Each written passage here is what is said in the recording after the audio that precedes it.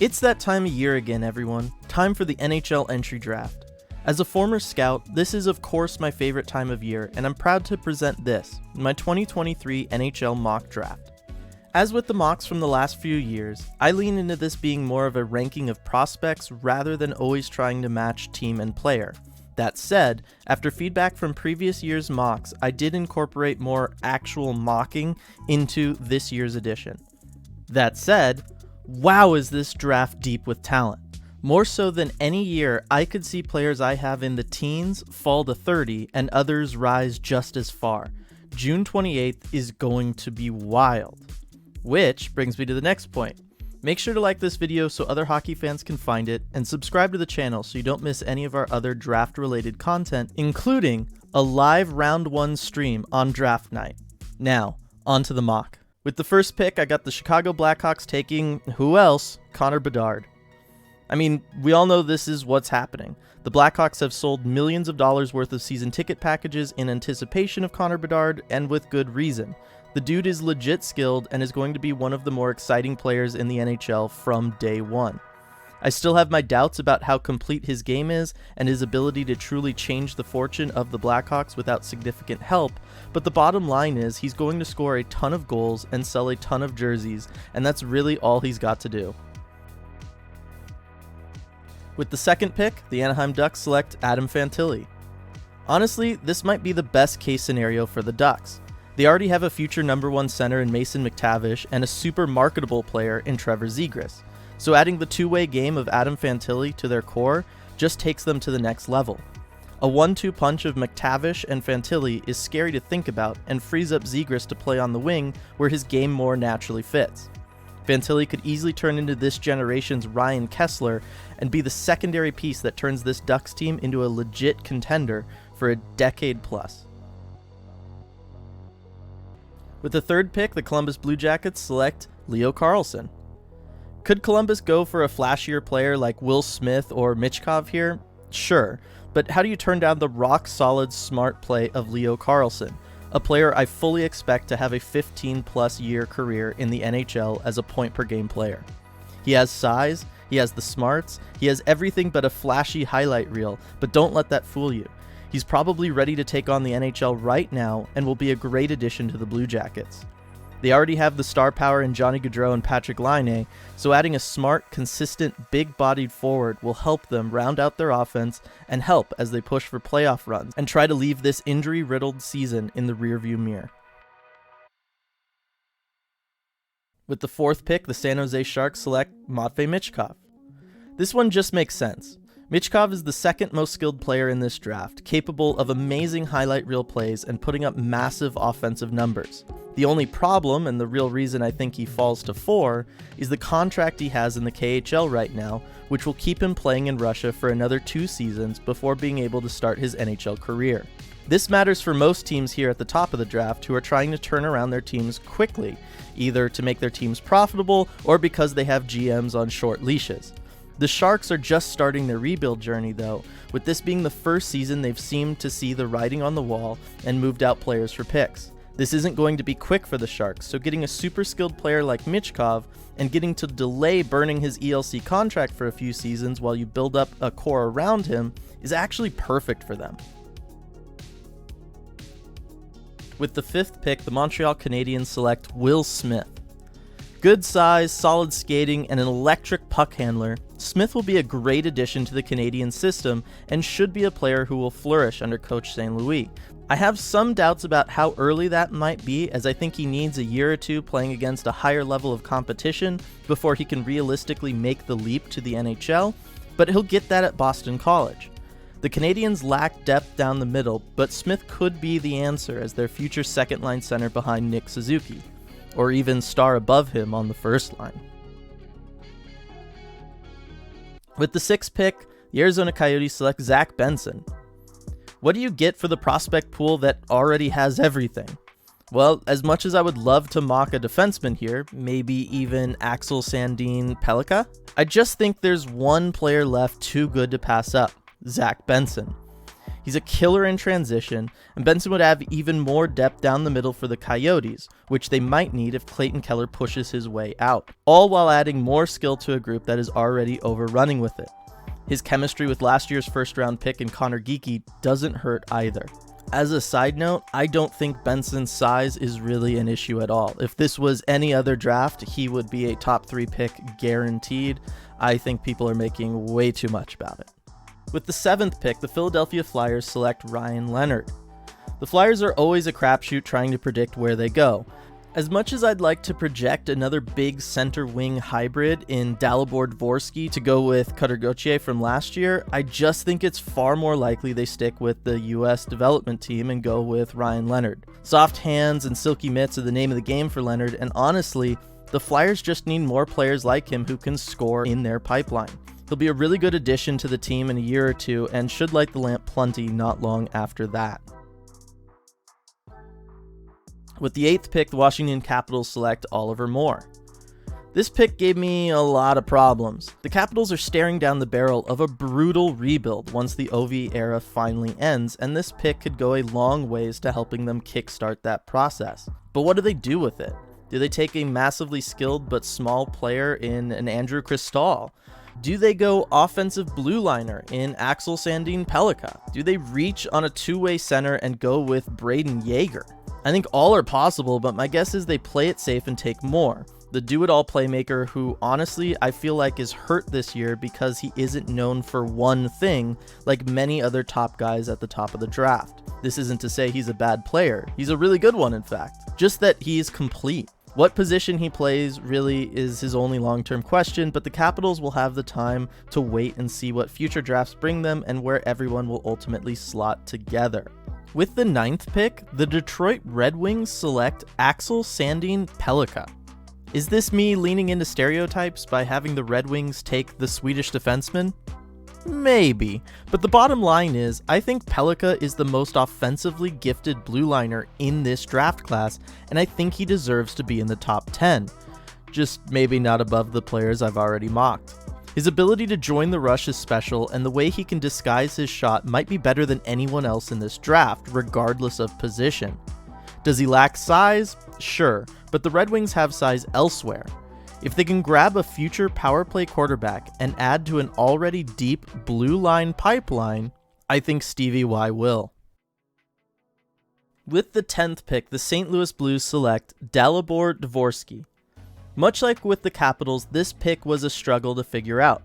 The Blues are trapped between a full rebuild and just a quick retool using things like free agency to try for a few more years. With that said, I went best on the board and I think they will too. Dvorsky has good size, a bomb of a shot, and can attack in transition. All skills that should translate to the NHL and make him an effective member of the Blues regardless of what path they ultimately choose to go down.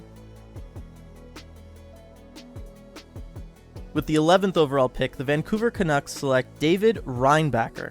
What do you get the organization that might have everything? Seriously, how does a team with seemingly so many good players keep picking this high? Well, now that the comment section is blowing up, my thoughts behind this pick are simple. Reinbacher is a super solid defender who can move the puck and play physical. Every team should want that, and I think he'll be a really nice addition to the Canucks retool build? Whatever they're calling it these days. Oh, and did I mention he plays the right side? Never bad to have more of those guys around. With the 12th pick, the Arizona Coyotes select Andrew Cristall. I'm sure the Coyotes would love for one of the defensemen already mocked to fall to them, and if they do, I 100% think they will be the pick here. But since I have both gone, I think the Yotes go with more offense. Cristall is crazy skilled and talented, he just lacks size, and while that usually scares teams away, I already think Arizona will overlook that for skill when I mocked Benson earlier. Bottom line is, outscoring your defensive problems is a legit strategy in today's NHL.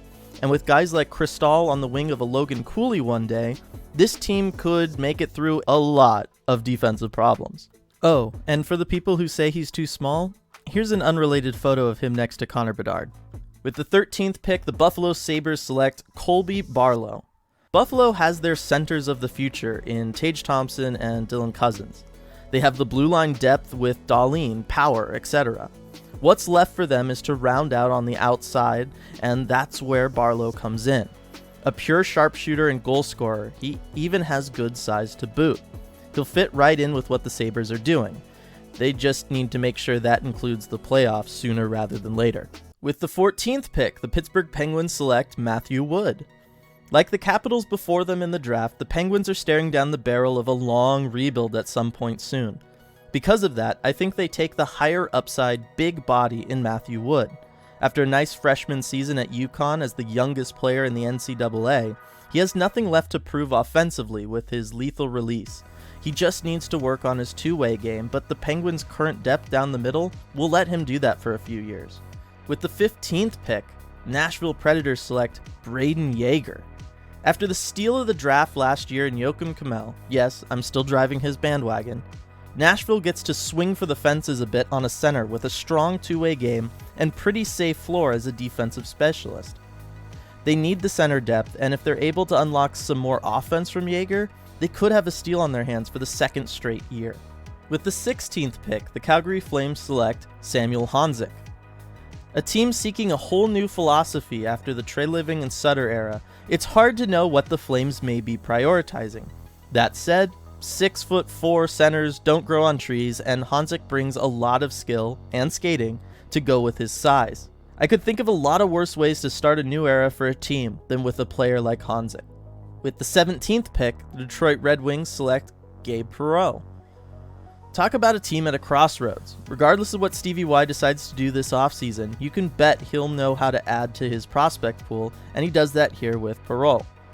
Ridiculously skilled, his 132 points with the U.S. National Development U18 team put him up there with the likes of Jack Hughes, Austin Matthews, and Clayton Keller. I'd say that makes him a good pick to add some elite talent to a team that is going to need it in a few years. With the 18th pick, the Winnipeg Jets select Nate Danielson. Is this a little late for Danielson? Yeah, probably. If teams are scared off because of the size of Cristal or Perreault, he could go much higher, but for the purposes of this mock, the Jets are the benefactors. A skilled, solidly framed center, Danielson has already shown leadership and two-way poise on top of piling up points without a lot of help. He might be exactly what the Jets need as the questions about their core start to grow. With the 19th pick, the Chicago Blackhawks select Riley Heidt. Several years ago, the Blackhawks took a small but extremely skilled winger in Alex DeBrincat, and while he's in Ottawa now, or at least for now, I'd say things worked out alright for Chicago. Look, Bedard is going to need someone to pass him the puck, and Heidt was better than an assist per game player in the dub this year. Sometimes, you really don't have to overthink it. With the 20th pick, the Seattle Kraken select Dmitry Simashev. Already with one of the strongest prospect pools in the league, the Kraken have the opportunity to boost the one area where they are thin, on the blue line. Simashev is a big-bodied defender who is highly debated in scouting circles because, for how incredible his defense is, good enough to be in the KHL at 17 by the way, his offensive game is just as bad. Will this scare Ron Francis though? No. And when your only two blue-chip defensive prospects are Riker Evans and Ty Nelson, you can afford to skimp on offense from the back end for a defensive rock star. With the 21st overall pick, the Minnesota Wild select Quentin Musty. The Wild like players with size and skill, sometimes too much in that order, and Musty fits that bill.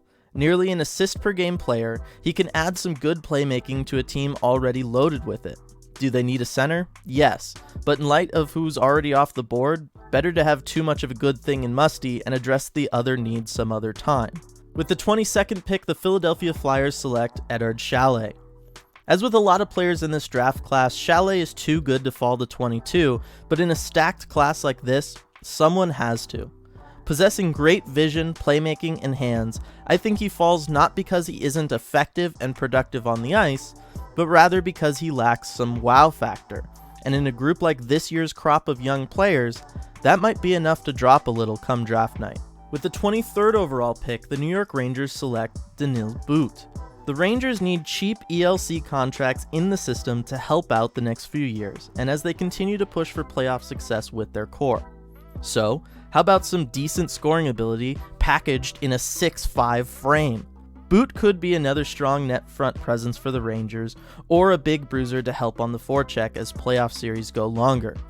In other words, he might be just what the Rangers need. With the 24th overall pick, the Nashville Predators select Mikhail Gulyayev. A dream come true for the Predators. They get their pick of 2 offensive defensemen in Gulyayev and Willander. But I think they go with the more proven option in Gulyayev. He's got the ability to walk the blue line and burn opponents in transition. I think his ability to join rushes is something teams are going to want from defensemen more and more as we see players like Brandon Montour torch the league, and Gulyayev has the same spark and ability. This could be the perfect Roman Josi successor. With the 25th overall pick, the St. Louis Blues select Callum Ritchie. If Callum Ritchie is still on the board here, you're going to see the St. Louis table get up and sprint to the stage so that they can make this pick. With a 6'2" frame, some scoring touch, and solid playmaking thanks to his plus hockey sense, he might not be a future superstar, but he's a top 6 player, no doubt. With the 26th overall pick, the San Jose Sharks select Tom Willander. The Sharks need a bit of everything, and while I think they'll take a long look at Gavin Brindley because he might be a more ready prospect right now, and all the signs seem to say that they want to think that way, I think they stick with the longer term approach and grab a defenseman with good size and fantastic offensive upside that will allow them to replace Erik Karlsson in a few years. Seriously, by the way, Tom Willander, one of my prospects to watch from this draft class. With the 27th pick, the Colorado Avalanche select Ethan Gauthier. This season made one thing clear. The core in Colorado needs some reinforcements down the lineup, that and to stay healthy. So I think the Avalanche target a player in Gauthier who's not only a good scorer and finisher, but is someone who I sneakily think could be ready for the NHL in only 1 year's time. With the 28th pick, the Toronto Maple Leafs select Gavin Brindley. The Leafs need to make the most of their picks as the future of the core 4 hangs in the balance, so I think they play it safe and take a very solid prospect in Gavin Brindley. Does he jump off the page? Not necessarily, but he's smart, talented, and made the most out of both his season at Michigan and also his time with Team USA at the World Junior Championship. With the 29th pick, the St. Louis Blues select Oscar Fisker Molgaard. Boy, did Doug Armstrong load up in the right draft, or what? With their 3rd pick in the first round, I think St. Louis swings for the fences a little and grabs Molgaard, a center who, while lacking a lot of offensive skills, has a very high compete level, does the dirty work, and can defend. He's been playing in the Swedish Hockey League and even joined the Danish Men's World Championship team a month ago because of all the little things he does so well, and that will transfer beautifully to the style of game that St. Louis wants to play. With the 30th pick, the Carolina Hurricanes select Otto Stenberg. Wow, could Stenberg fall this far? I don't know. He has elite offensive potential and has played enough against men for teams to have a good idea about him. It's just that this draft is so incredibly deep. If he is on the board though, he will not drop past the Hurricanes, I can tell you that. Side note, he is also one of the prospects to watch from me. With the 31st pick, the Montreal Canadiens select Kasper Halttunen. With their 2nd pick, I think Montreal takes the Big Fin coming off an intriguing draft year. He crushed the U20 league at a goal per game pace, did well in Finland's men's minor system, and was ridiculous at the U18s, over a goal a game, 2 points per game, etc. But he didn't have that production translate to his time in Liga. I know he wasn't getting a lot of ice time there, but 1 assist in 27 games is odd. That said, watching him, I'm not worried, and I don't think teams will be either. With the 32nd and final pick of the first round, the Vegas Golden Knights select Jayden Perron. This is one of those the dude can just play picks. Is he small? Yes. Did he play for a top team? No. But Perron is a gamer who is productive because of his smarts, and you know my motto, smarts plays everywhere. All that said, we all know Vegas is just going to trade whoever they draft here away anyway, so, you know. And that's that. Thanks so much for watching, everyone. Make sure to tune in on June 28th for our first round live stream. And if you liked the video, make sure to leave a like and let me know what you thought down in the comment section.